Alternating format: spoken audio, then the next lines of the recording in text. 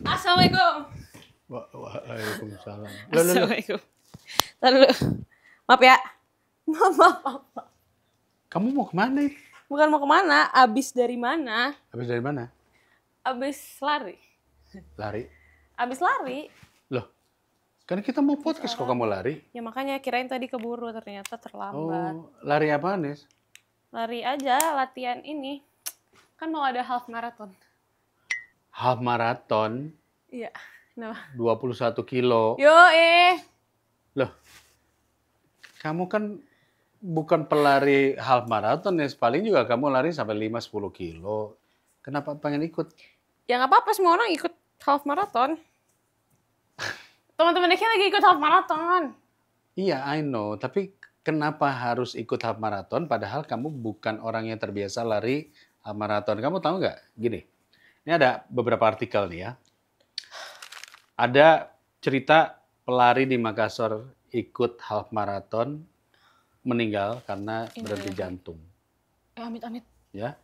Lalu kemudian juga ada pria di Bogor meninggal saat jogging pagi. Di Inggris juga ada orang ikut maraton, ya, bahkan kemudian meninggal. Jadi ini menurut Papi, are you sure kamu sudah sesuai dengan apa yang kamu mau kejar atau karena sekedar ikut-ikutan? Kan Deki lagi suka lari emang. Oke. Terus kan jadi kayak lari kan nggak kompetitif. Terus kan kalau ada acara maraton tuh jadi kayak, rame-rame ayo kita seru-seruan lari maraton. Tapi ya udah nanti abis ini coaching. Jadi kasih preparation dulu. Betul. Jadi yang paling penting adalah Nesya jangan sampai memaksakan diri mengikuti sesuatu yang sebetulnya itu bukan kebiasaan kamu. Karena kalau olahraga itu ya kita harus sesuai dengan kemampuan kita, kapasitas, atau ada coaching, ada yang melatih secara bertahap. Iya, jadi nambah, kilometernya nambah, Kilometer pace-nya nambah, juga, jangan dipaksa, gitu-gitu. ya Nes ya. Iya, Oke. nih ada buktinya. Apa itu? Abis lari, ini loh ada di app-nya, nih tadi hasil lari Nesya nih. Terus? Kan ada. Itu siapa? Nesya. Bener nih. Iya, kagak pakai joki. Ya udah. Curiga. Oke. Ya udah kamu ganti baju dulu deh. Hari ini kita ngobrolin berbagai hal yang ada kaitannya dengan olahraga juga. Pas, tepat sekali aku berolahraga. Ntar ya. Ntar Oke. guys. Banyak amat bawaan gue apalagi ya. Udah. Ntar.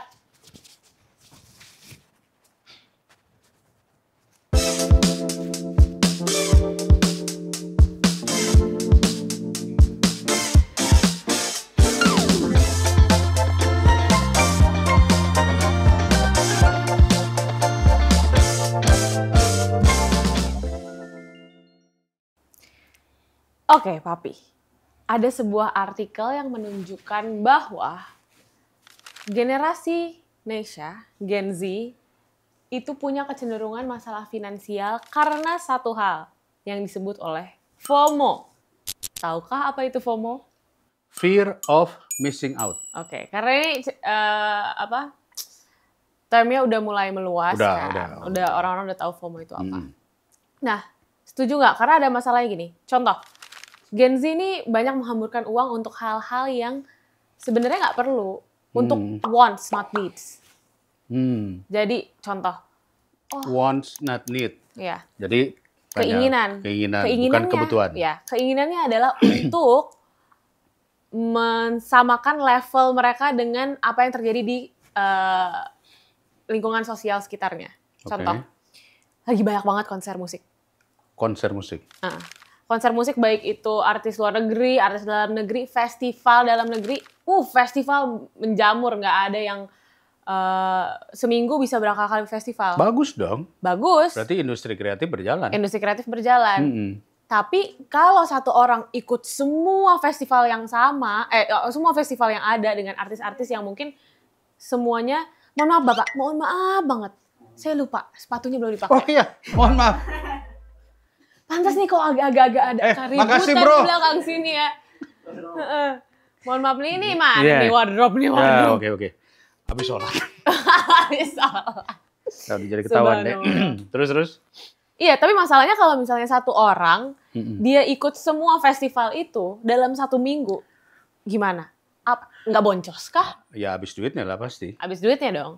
Nah itulah yang menyebabkan financial problemnya Gen Z. Nggak hanya itu, ada apa lagi ya? Kalau nggak salah sekarang yang sewa iPhone itu kan, ada sewa iPhone, tau nggak? Jadi sekarang orang-orang tuh untuk bergengsi, mereka menyewa iPhone walaupun handphone mereka bukan iPhone.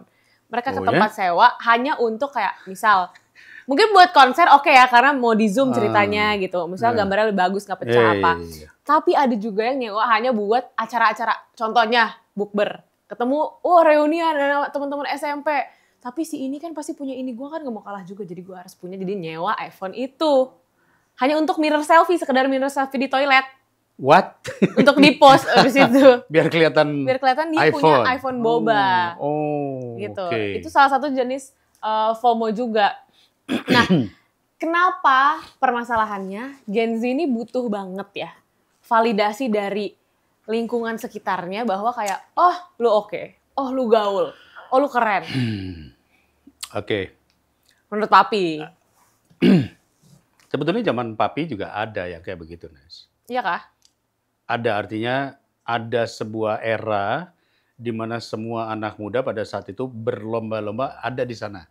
Dulu terkenal namanya Lintas Melawai. Apaan tuh? Nah, nggak tahu kan? Yang nggak tahu berarti tahu, yang nggak tahu berarti tahu. Orang bapak-bapak ini biasanya tahu. Lintas Melawai itu adalah sebuah jalan yang cuman dari ujung, Nesya tahu nggak di Melawai Raya?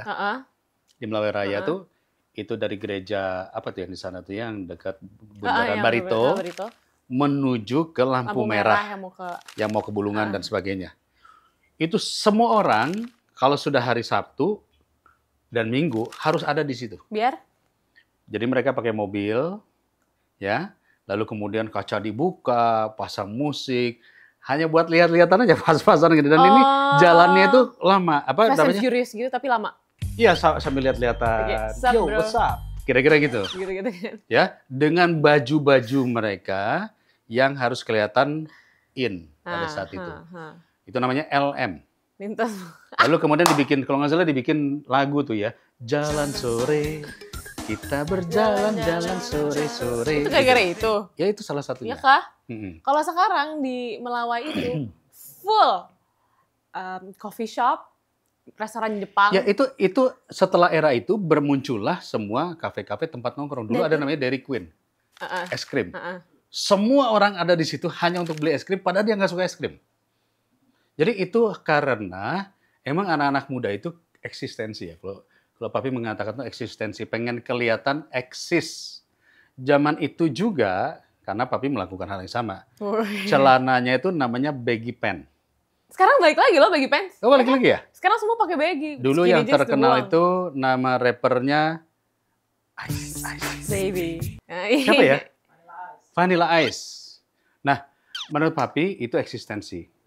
Masalah terbesar adalah ada yang memaksakan dirinya untuk hadir di tempat eksistensi, padahal dia bukan dari situ grade-nya.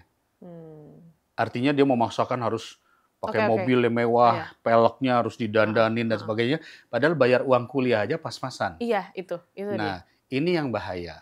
Jadi, fear of missing out itu akan terjadi di semua generasi, semua era, dan kita pernah mengalaminya. Zaman Papi juga dulu ada yang namanya selain Lintas Melawai itu ada lipstick sepatu roda. Sepatu roda. Itu tahu banget. Lipstick. Ini produser kebetulan kan eranya era-era zaman itu. Iya. Jadi semua orang pada saat itu pergi di Blok M itu ada namanya apa ya? Area sepatu roda. Dan lipstick itu apa? Lipstick itu namanya tempat sepatu roda. Ada lagi namanya dulu Ebony. Apaan tuh? Diskotik. Ada lagi namanya dulu Fire. Semua orang harus ada di situ. Walaupun mereka nggak masuk karena mahal, duduk-duduk di parkiran. Nah, jadi konteksnya, Nes, ya, fear of missing out ini artinya kadang-kadang orang memaksakan dirinya berada dalam sebuah lingkungan yang padahal itu bukan lingkungan dia. Kan kita ini kan kalau berteman, ya kita berteman dengan siapa saja. Tapi kan ada yang, ini ada namanya kelompok olahragawan. Itu nongkrongnya di GBK. Kita lari, lalu kita nongkrong di situ, segala macam, makan mendoan dan sebagainya. Ada kelompok yang nongkrongnya di parkir timur. Mobil dijejer, ya kan? Waktu zaman Papi main catatan si Boy itu dulu M40 kalau nggak salah. Itu nongkrong di sana. Hanya untuk eksistensi aja sebetulnya. Breakdance ya. Ingat nggak zaman dulu ya? Bisa Kak, Papi pasti bisa. Ayo coba dicontoh. Oh, aduh. Medis. Jadi sebenarnya fear of missing out itu hanya karena takut ketinggalan zaman. Iya betul. Dan menurut Nesha saat ini bukan ketika mendengar bahwa FOMO itu udah ada sejak dulu dan Papi pernah mengalami itu, bukan karena Gen Z yang salah dan maksudnya bukan karena kekurangannya mereka, tapi karena mereka memang ada di fase ini sekarang, lagi di usia ini sekarang. Usia mereka mencari jati diri, usia mereka lagi senang-senangnya bergaul. Karena Papi waktu itu juga kan pasti di usia yang sama kan, usia yang sekitaran segitu. Ada yang membedakan. Pada era zaman dulu, perubahan itu terjadi dengan waktu yang cukup panjang. Jadi yang namanya lintas melawai itu sekian tahun. Jadi revolusi gitu, bukan jadi evolusi. Si kakak kelasnya, si adik kelasnya, si ininya masih ada di situ. Nah kalau sekarang perubahan itu terjadi begitu cepat. Iya betul. Itu faktor media sosial yang memunculkan ini. Yang Papi sering lihat tuh adalah orang ngantri makanan rame-rame. Ingat nggak dulu ada yang rame itu terkenal namanya apa Odading dulu? Odading Mang Oleh. Odading Mang Oleh. Rasanya rame tiba-tiba viral. Kayak kita sebut aja restoran yang waiternya marah-marah. Iya kayak gitu. Happening, jong. Berapa waktu kemudian tiba-tiba hilang. Kalau nggak salah udah banyak yang tutup. Iya. Ini sama dengan destinasi wisata. Kebetulan karena Papi kan selama ini banyak keliling ke tempat pariwisata ya Nes ya.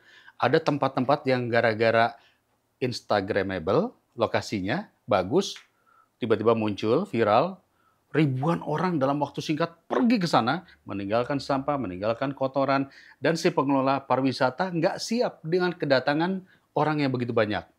Akhirnya dalam tempo hanya 1 bulan, tempatnya menjadi hancur, menjadi rusak, dan ditinggalkan. Sustainability-nya ini tidak terjadi. Karena orang berlomba-lomba, fear of missing out tadi, takut ketinggalan. Ngantrinya panjang sekali. Benar, Niki menyadari hal itu juga. Memang perubahan tren sekarang itu cepet banget karena media sosial. Karena adanya media sosial. Akhirnya membuat generasi ini menjadi bosenan. Karena mereka terbiasa dengan perubahan yang begitu cepat. Betul. Kan terlalu cepat. Kalau menurut Papi sih sebenarnya nggak masalah kita fear of missing out, tetapi jangan terlalu cepat. Hari ini iPhone misalnya mengeluarkan seri yang seperti boba. Kalau besok tiba-tiba dia berubah jadi kotak-kotak gimana? Apa seluruh orang pengen foto di WC dengan kamera kotak-kotak? Kan jadi kan aneh kan ya? Dan Papi masih setia dengan Android sampai saat ini. Oke, ya kalau mau ada yang endorse boleh. Tapi itu balik lagi ketika mereka fear of missing out dan kembali lagi tidak sesuai dengan gaya hidup ya atau lifestyle yang mereka punya atau kondisi finansial yang mereka punya. Contohnya lagi nongkrong nih, pinjem dong tas lo, ketika tasnya misalnya dianggap lebih oke nih tas dia, branded nih. Terus dia foto? Pinjem foto buat temennya, tapi seolah-olah itu adalah foto dia yang diupload. Kemudian kalau sekarang memang ada kan, dari dulu udah ada penyewaan barang-barang branded, baju-baju bagus gitu. Kalau baju bagus sih ada ya, tapi kalau barang-barang branded Papi nggak tahu. Nah iya, jadi tas-tas branded untuk acara-acara, sepatu-sepatu branded. Kalau tujuannya memang untuk dipakai sekali-kali karena mereka kan kalau beli memang costnya jauh lebih mahal. Kalau dulu kan kalau artis-artis lagi premier daripada dia beli baju, dia sewa baju dari desainer gitu kan? Iya, dari sama. Sekarang kan juga. Cuman kalau ini kan untuk kondangan misalnya mau pakai ini. Tapi kalau tujuannya memang hanya untuk pakai baju bagus di hari yang special occasion, oke. Tapi kalau misalnya tujuannya adalah untuk mamerin, gue tiap hari bajunya ganti ini, tiap hari sepatu gue ganti ini, itu kan pada akhirnya boncos sendiri. Ini ada satu hal yang menarik ya. Nes, Papi mencoba untuk mengeksplor permasalahan yang timbul akibat FOMO yang dipaksakan ya. FOMO is okay, tapi ketika dipaksakan menjadi bahaya. Dampaknya memaksakan diri. Yang tadi Nesya bilang di awal, secara finansial dia akhirnya memaksakan diri. Mulailah dia pinjam online. Iya. Jadi dia mencoba pinjam online supaya bisa punya barang branded. Atau mungkin sekarang ya judi online karena pengen mendapatkan tambahan penghasilan. Atau dianggap lebih gampang gitu. Nah, lebih gampang. Nah, ini semua berdampak kepada yang tadi memaksakan hidup tidak sesuai. Atau yang lagi trending kemarin itu flexingness. Iya, flexing. Flexing jadi dia kelihatannya seperti kelihatan kayak sultan dengan pakai mobil ini, pakai itu. Kan di luar negeri juga banyak yang dikatakan ternyata pesawat jet bisa disewa. Ya kan? Ini yang paling penting, Nes. Buat anak-anak muda juga ada skala prioritas. Apakah prioritas kita saat ini pendidikan kah? Apakah prioritas saat ini kita adalah karir kah? Misalnya kayak Indonesia, karir di film. Maka lakukan segala sesuatu yang terbaik untuk mengejar karir kita. Yang FOMO-FOMO ini kan sebetulnya hanya karena kelihatan keren di media sosial. Ya. Mungkin kelihatannya diapresiasi oleh followers. Ya. Tapi realitanya kan dia tidak seperti itu. Karena satu hal juga yang Indonesia lihat adalah bahwa mereka haus, bukan mereka ya, kita haus akan ya sanjungan itu, akan validasi itu. Betul. Seneng banget di komen, kakak cantik banget, kakak tasnya beli di mana, bajunya bagus banget. Itu tuh kayak ada pride sendiri gitu. Ya betul. Karena si ini di komen kayak gitu, kok gue nggak sedih. Okay. Kok gue nggak ada yang komen sedih? Iya, ya itu namanya FOPO. Apa? Fear of people's opinion. Wow. Jadi kalau misalnya orang jelek banget, kulitnya burik, misalnya kayak gitu, itu langsung panik, langsung mencari skincare yang terbaik. Kalau papi digituin, jelek banget, kulitnya burik. Artis. Jadi gini Nes, people's opinion itu pasti ada di mana-mana. Iya betul. Tetapi apakah itu akan membuat kamu menjadi lebih baik atau lebih buruk? Itu nggak penting. Yang penting adalah what you think about yourself. Yang kamu pikir bahwa saya sehat, saya bisa berkarya, saya bisa berprestasi. Itu anti kritik nggak? Itu anti kritik bukan? Oh nggak, kalau anti kritik tuh begitu diomongin begitu langsung ngamuk. Defense. Ya langsung defensif. Enak aja loh, misalnya kayak gitu. Sebetulnya ya, people's opinion dari dulu selalu ada. Ini satu contoh, Papi cerita pengalaman ya, mungkin buat teman-teman Indonesia. Yang namanya artis itu disanjung, tapi sekaligus juga dianggap bodoh. Artis bisa apa? Yeah. Apalagi ketika artis masuk di politik. Bisa apa sih, cuma jual tampang doang? Padahal tampang juga nggak bisa dijual. Yeah. Ya kan? Bagaimana cara kita untuk menjadi diri kita bukan dengan cara pengen merubah pendapat orang, tapi prove with your capabilities, karya. Yeah. Jadi kalau Nesya seorang artis, penyanyi, ya nyanyi aja. Itu yang Nesya rasakan waktu Nesya The Voice dulu. Kayak, lu mau masuknya nyogok, lu mau masuknya ini itu, suara lu gini kayak umur 13 tahun. Lu mau anaknya si Anu gitu kan, ada di gitu-gitu kan. Anaknya si Anu. Nah gitu. Padahal Papi kan nggak ngapa-ngapain. Nggak ngapa-ngapain, Papi aja baru tahu Nesya. Papi baru tahu Nesya setelah mau masuk semi. Battle ya? Iya. Dan itu Papi baru tahu, aku ngantri sendiri dari ribuan orang lewatin itu sendiri berdua sama Mami gitu kan. Itu menjadi sarana Nesya untuk membuktikan juga bahwa gue bisa berkarya, I can make a name out of myself gitu. Dan pada akhirnya dari situlah dibully itu, terus habis itu akhirnya mencoba untuk bangkit dan membuktikan kayak gue bisa dibikin karya. Jadi tidak menjawab mereka, tapi akhirnya kayak oke, ini ada karya satu-satu. Itu nanti ketika kamu dewasa, ketika kamu besar pun, ketika kamu berada di dunia kerja, akan banyak orang yang akan mengkritik dan menghujat. Prove it with work, dengan karya kita. Kalau kita seorang apa, ya karyanya aja. Karena bagaimanapun juga, Nes, ya, semua orang itu membutuhkan apresiasi, betul. Kamu cantik, kamu keren, kamu bagus, kamu ini, betul. Tapi ada some level di mana kamu fed up. Ya sudahlah, kembalikan kepada Maha Kuasa. Alhamdulillah, terima kasih ya, gitu. Syukuri aja, karena sanjungan, pujian dan hinaan itu kita kembalikan aja bahwa itu semua datangnya dari Tuhan. Bener sih. Balik lagi kita jadi terlihat kembali kurang bersyukur. Nah itu dia. Udah makin dewasa kamu. Luar biasa. Luar biasa. Alhamdulillah, amin ya Allah. Karena ketika kita bersyukur, apapun itu yang kita punya akan terasa oke, cukup. Tapi bukan berarti kita puas dengan apa yang kita punya sekarang. Kita syukuri aja. Kita bersyukur. Wah, tapi kita tetap punya mimpi. Ini cerita nih ya. Papi punya latar belakang katakanlah sebagai seorang artis ya. Waktu baru muncul, ada beberapa produser yang mengatakan, maaf, lo nggak Indo sih, jadi nggak bisa naik. Nggak bule. Nggak bule. Karena pada saat itu, yang Indo-Indo aja lah yang dapat kesempatan peran utama. Sakit nggak kira-kira Nes pada saat itu? Sakit lah. Wih, aduh. Tapi Papi buktikan dengan karya. Papi main peran lain yang kebetulan diberikan kesempatan itu dan karakternya cocok dan main sebagus mungkin. Akhirnya berhasil. Ketika Papi bergeser ke film action, main sebaik mungkin. Berhasil. Jadi poinnya adalah jangan ngikutin apa mau orang. Tapi lakukan apa yang menjadi passion kamu. Kalau kamu lakukan apa yang menjadi passion kamu akan achieve keberhasilan itu. Benar. Karena pada akhirnya masing-masing orang udah punya porsinya juga. Ya, karena itulah tadi disebutnya kalau dalam bahasa spiritual itu namanya makom. Udah ada makomnya, udah ada tempat-tempatnya. Lo tempatnya di sini, lo tempatnya di situ. Dan ini nggak ada yang mengatakan bahwa ini bisa lebih tinggi, ini lebih rendah. Enggak. Emang dia di situ. Karena FOMO ini juga akhirnya mendorong kompetisi yang tidak sehat. Persaingan yang tidak sehat. Nggak di dunia apapun ya, di field apapun, di entertain juga seperti itu. Kayak pada saat Papi juga mengalami, dibilang nggak boleh itu akhirnya kayak harus berkompetisi dengan jangan langsung terus Papi akhirnya suntik putih gitu kan supaya jadi bule, itu bahaya. Makanya. Bayangin Papi putih. Iya, makanya. Nah, tapi akhirnya lingkungan itulah yang meng-create kita untuk harus seperti itu. Kayak Nesha waktu itu sekolah di SMA 8. Lingkungan Nesha belajar semua. Nesha nggak kayak gitu orangnya. Tapi akhirnya itu mendorong Nesha untuk kayak, dia belajar. Gue juga harus ikut belajar.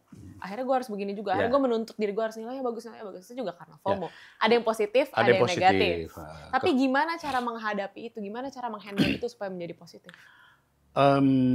Memang kalau bagi anak-anak yang masih muda, membedakan positif dan negatif ini kan beda tipis ya. Iya. Sebaiknya kita research dulu, Nes. Misalnya satu contoh begini. Kita research jika kita berkompetisi untuk tadi gede-gedean barang, penampilan dan sebagainya, menjadikan kita sesuatu nggak sih? Menjadikan kita orang yang jadi lebih baik dari kemarin atau tidak sih? Atau kita berkompetisi dalam hal tadi, karya, kemampuan. Kalau misalnya atlet ya sport. Atlet kita panjat tebing bisa dapat olimpiade emas. Sekarang dia dapat, kalau nggak salah 6 miliar loh. Dapat bonusnya 6 miliar. Apakah nggak lebih baik kita berkompetisi yang seperti itu? Iya. Ya kan? Artinya di sektor olahraga, atau di sektor karya lain, atau kalau dia mahasiswa semakin belajar, sehingga lulus dengan cum laude, dapat beasiswa lagi untuk S2 dan S3-nya dan seterusnya. Jadi kita harus lihat mana yang kira-kira memberikan ruang bagi kita berkompetisi itu yang sehat. Lebih sehat dan lebih baik. Daripada yang hanya sekedar tampil, keren, besok hilang. Besok hilang lagi. Iya, gitu. Itu untuk mencapai that level, that state of thinking, itu kan juga butuh wisdom, butuh jam terbang. Kayak sekarang orang ikut-ikutan olahraga, semua olahraga. Karena pikirannya, gue akan sehat, gue akan ini, akan itu. Tapi di balik itu FOMO juga. Ada beberapa yang FOMO juga. Contohnya, ada satu app Orange. Itu dia adalah tracker kita lari. Kilometer, pace, apa-apa gitu. Dan itu menjadi, Nesha juga pakai. Dan itu menjadi... Joki maksudnya? Akhirnya gimana cara gue harus lebih tinggi daripada dia, gimana cara bayar jokinya suruh lari pakai app dia. Iya. Gitu, hanya untuk terlihat bahwa dia keren nih, dia lebih baik nih, dia ini. Nanti yang sini lawannya pakai joki lagi, gitu aja jadi joki lawan joki. Iya sebetulnya, Papi tahu lah apa yang disebut joki itu ya, joki lari dan sebagainya. Itu kan hanya untuk ditempelin di medsos saja kan? Iya. Kenapa nggak ikut maraton beneran? Kenapa nggak ikut event komunitas beneran yang kemudian ya hasilnya juga dilihat, kan lebih bangga ketika kamu menerima medalinya. Itu kan lebih bangga daripada hanya memunculkan gambar kan.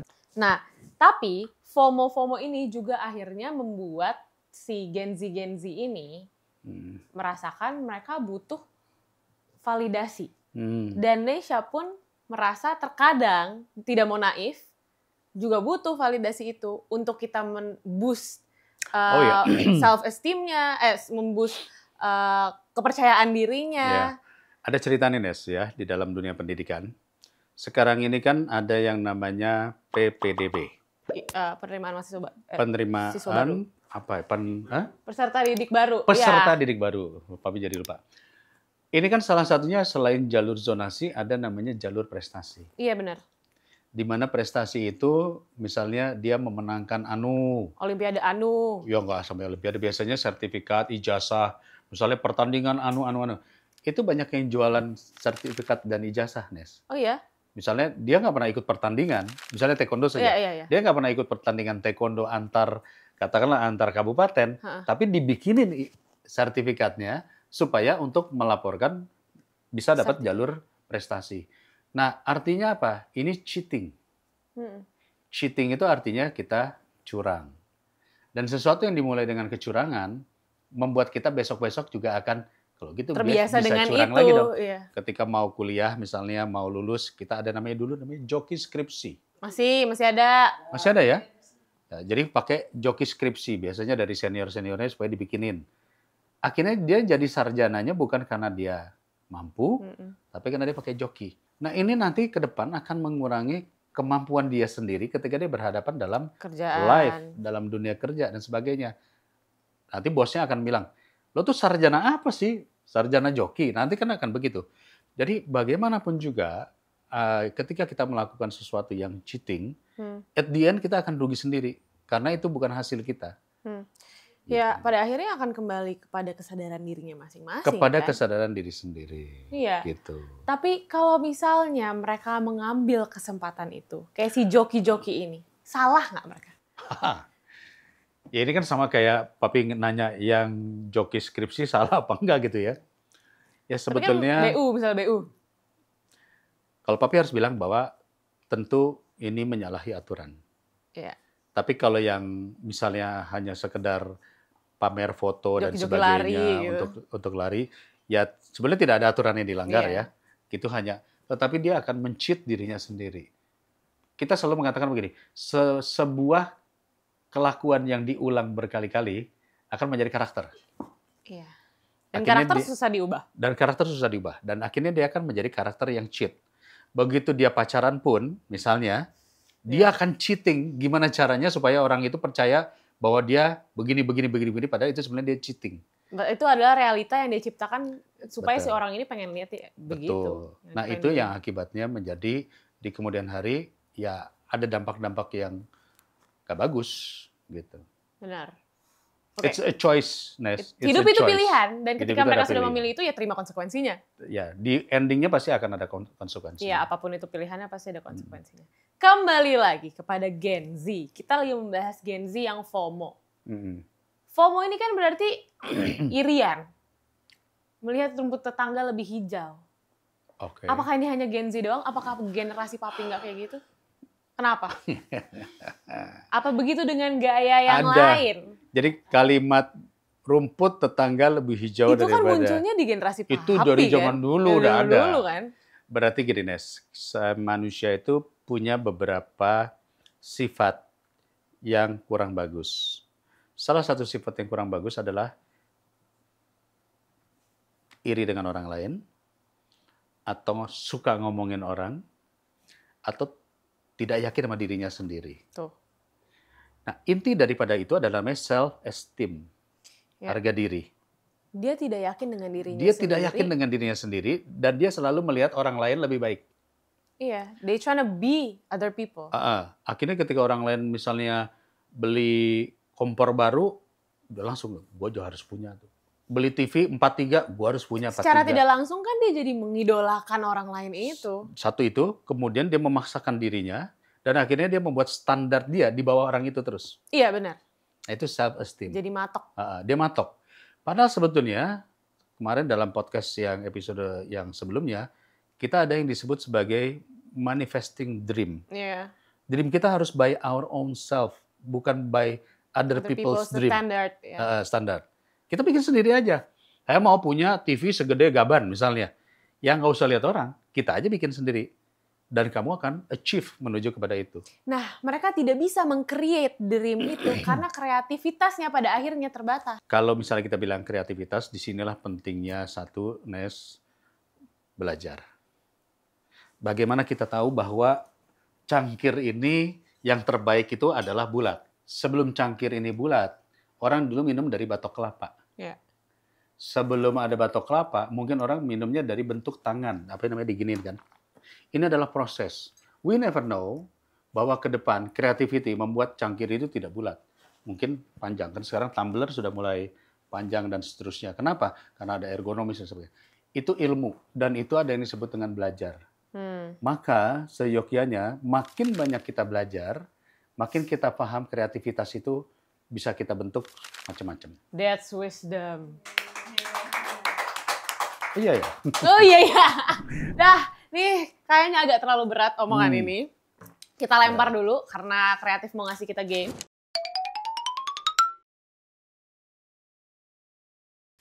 Wah, lu culture banget lu. Lu culture banget, bro. Culture itu gaya, style, budaya. Budaya mungkin? Iya, iya sih. Tapi aku lebih banyak ngomongin culture tuh untuk ngeledek jatuhnya. Kayak, wah culture abis gitu. Karena kayak, wah dia asik abis dengan dirinya, dengan gayanya. Kan culture kan budaya kan, maksudnya kan? Budaya yang dia create. Create terus abis itu kayak bener dong. Dengan celana baggy-nya itu, iya kan, dengan gaya, budaya, culture. Bener dong. Bener ya, benar. Nes, ini ada istilah dari zaman papi. Sendokir. Sendirian. Ya. Oke. Kepake lagi sendokir. Lu di mana? Gue di warkop nih, sama siapa? Sendokir. Oh iya, oke. Top. Flexing. Oh, flexing papi tahu. Flexing kan, apa namanya, asal muasal flexing itu adalah flexing otot. Otot kan? Jadi memamerkan. Thumbnail ya. Memamerkan diri, kira-kira begitu. Jadi berpamer-pamer. Iya, berpamer-pamer ria lah. Benar. Betul nggak? Betul.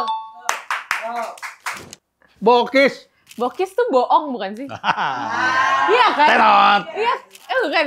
Hah? Tenot. Bukan. Hah? Bukan? Bukan. Pak, penempatan kata dong. Bokis loh. Gila, itu mah gitu doang. Kurang panjang. Itu penempatan kata. Segitu doang. Agak ada lanjutannya. Iya. Apa coba? Konteksnya lagi ngapain dia bokis lu? Emang dasar doi bokis. Apa ya? Bokis. Bokis. Bukan. Tahu lagi. Nyerah? Ya. Bisa. Bokis. Emang iya? Bisa. Sabi bokis kalau lo. Kita sekarang. Bisa sabi. aja lo. Ya. Bener nggak? Oh, bisa aja. Bokis lo. Emang doi orangnya bokis. Emang orangnya bisaan. Nah. Oh gitu? Bener kan? Bokis itu sebetulnya ya bisa aja lo, bisa-bisaan, pura-pura bisa. Gitu. Jadi analoginya begitu. Nah. Bohong berarti. Bokis bukan bohong lain lagi. Silakan kasih komen di kolom di bawah. Bapak-bapak arti bokis? Komenin bokis itu artinya apa? Bacanya gimana ya? Cemil gitu. Kita biasanya di type soalnya, nggak di. Dalam kalimat gimana? Nggak ada, berdiri sendiri dia. Dia kayak papi nih. Lagi ngomong podcast panjang, ngomongin satu hal, terus ujung-ujungnya cemil. Cemil tuh kayak gitu kan? Ini singkatan, BTW. Bahasa Inggris. Nggak ngerti. Cemil tuh correct me if I'm wrong. Jadi balikin lagi gitu ke floor. Sorry ya, tapi correct me if I'm wrong kalau bla bla bla gitu. Oke, Imho. Papi pernah ngomong nih Imho. Apa coba? Baru kemarin Papi ngomong Imho. Ya makanya. Lupa konteks. Hampir sama seperti cemil. Aduh lupa.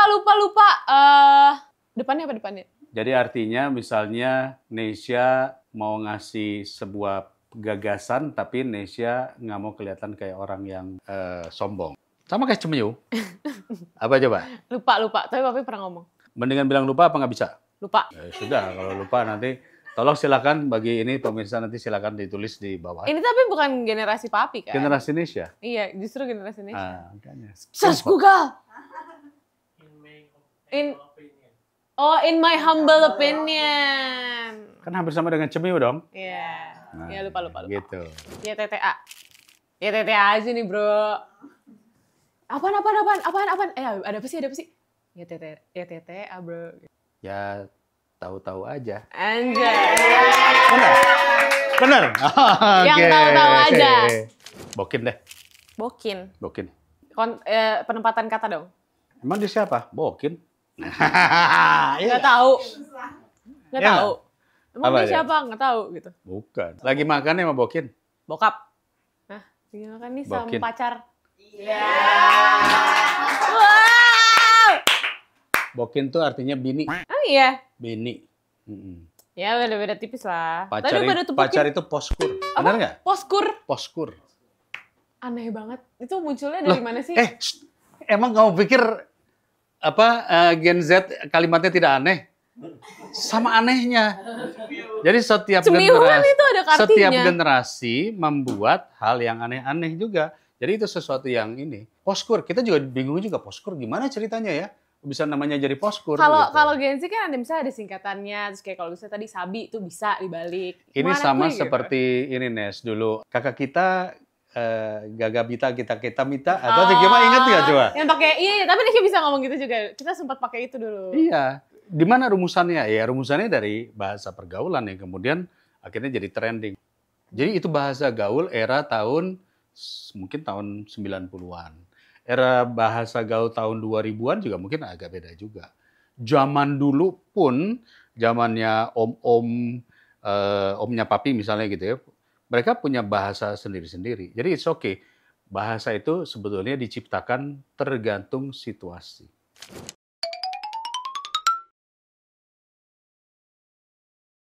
Sigma tuh kalau nggak salah, nih jadi gini. Ada papi tau kan? Si lelaki ini dia dominan di alpha boy gitu. Sigma tuh di atasnya lagi. Jadi gini, kalau misalnya Sigma tuh nggak perlu, kalau alpha kan ngatur-ngatur, aku maunya kamu kayak begini, nurut. Kalau Sigma tuh cuman gini doang, cuman kayak gitu doang, setelah dia langsung nurut. Terus pintu tuh kayak gitu doang, dengan karismanya dia, karisma yang dia punya. Dia Sigma. Ya. Gitu gak? Gitu kan? Oke nih, ada lagi. Mewing, tau gak mewing? Enggak. Mewing tuh kayak sebuah pose yang biasanya mereka kayak ngencengin rahang gitu kayak. Gimana sih gitu? Biar kelihatan. Begini. Kalau pose kayak gitu. Gue malu banget ntar di situ gue kayak gitu lagi. Bisa nggak pakai foto yang lain? Thumbnail. Ya jangan. Tapi gitu, coba kempotin gitu, terus kayak majuin gini. Ya elah, jelek banget. Ya pokoknya begitu, mereka sekarang akhirnya kayak mana-mana posenya kayak dikempot-kempot. Ya, Papi pernah lihat. Tapi sebetulnya begini, ini kan semua upaya untuk kelihatan lebih ya. Buat laki-laki ini nih ya, sehat, badannya baik, bagus, tegap, itu sejak ratusan tahun yang lalu, itu seperti itu. Ya. Dan itu tidak pernah berubah sampai sekarang. Sehat, tegap, badannya bagus, terus gitu-gituin, itu hanya tambahan saja. Tapi yang dilihat bukan muka, yang dilihat adalah physically. Kenapa? Karena kalau laki-laki itu karakteristiknya yang disebut sebagai, ini database ya, hormon testosteronnya harus tinggi. Itulah yang disebut laki-laki itu adalah hunter and gatherer. Dia yang berburu, dia yang mencari makan, dia yang bekerja, yang membuat badannya akhirnya menjadi alfa. Menjadi badannya berotot dan sebagainya. Karena itu pengaruh hormon testosteron. Kalau perempuan kenapa harus yang begini? Karena dia estrogen. Jadi dia harus lembut, dia harus pro dan kontra. Kita masukin di episode selanjutnya. Mantap. Jadi harus dan tidak harus standar yang diciptakan sosial, lingkungan sosial, dan juga bedanya antara genetika dan juga standar sosial itu bisa dibahas selanjutnya. Yang ini kita simpan dulu ya teman-teman. Thank you for today's episode. Jangan lupa buat nonton episode-episode lain. Bye.